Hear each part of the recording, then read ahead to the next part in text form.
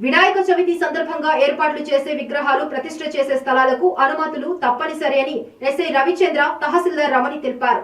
బిక్కవోలు మండలంలో నిర్వహించిన మీడియా సమావేశంలో వారు మాట్లాడుతూ గణేష్ నవరాత్రుల సందర్భంగా ఏర్పాట్ల స్థలాల దగ్గర మైక్ పర్మిషన్ ప్రతి విషయంపై పోలీసులు అనుమతి తీసుకోవాలని, అంతేకాకుండా 9 రోజులు జరిగే నవరాత్రులలో నిమజ్జనం చేసే రోజుల వరకు గాని ఎటువంటి అశ్లీల నృత్యాలు గాని అసాంఘిక కార్యక్రమాలు చేసే వారిపై కఠిన చర్యలు తీసుకోవడం జరుగుతుందని తెలిపారు.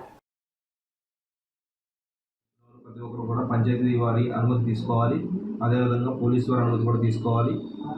తర్వాత పందిళ్ళు వినాయకులు వేసుకునే వాళ్ళు ఎటువంటి అసాంఘిక కార్యక్రమాలు చేయకుండా రాత్రి 10 గంటల సమయంలోపే అన్ని కార్యక్రమాలు పూర్తయిపోయే విధంగా చూసుకోవాలి.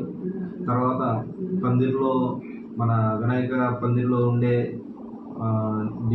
ఈ డిబ్బీలు కానీ, తర్వాత కుండీలు కానీ విలువనీయ వస్తువులు ఉంటే కమిటీ వారు ఎవరైతే కమిటీ వారు ఉంటారో వాళ్ళదే బాధ్యత, వారే అన్నీ చూసుకోవాలి. లాస్ట్ నిమజ్జనం రోజున జరిగే కార్యక్రమంలో కూడా కమిటీ వారే ముఖ్యంగా బాధ్యత తీసుకుని ప్రశాంతమైన వాతావరణంలో అయిపోయే విధంగా నిమజ్జనం పూర్తయ్యే విధంగా మొదటి నుంచి వినాయక నవరాత్రులు మొదటి నుంచి ప్రారంభం నుంచి చివరి వరకు కూడా బెక్కవోలు తహసీల్దార్గా పనిచేస్తున్నాను.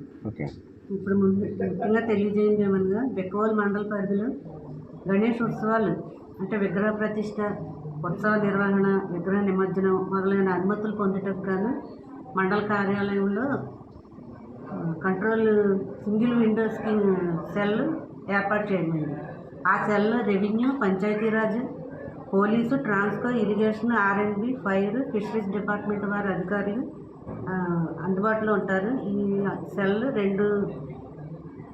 సెప్టెంబర్ 2 నుంచి సెప్టెంబర్ 7వ తారీఖు వరకు కార్యాలయంలో అనుమతులు పొందవలసిందిగా తెలియజేయమైనది.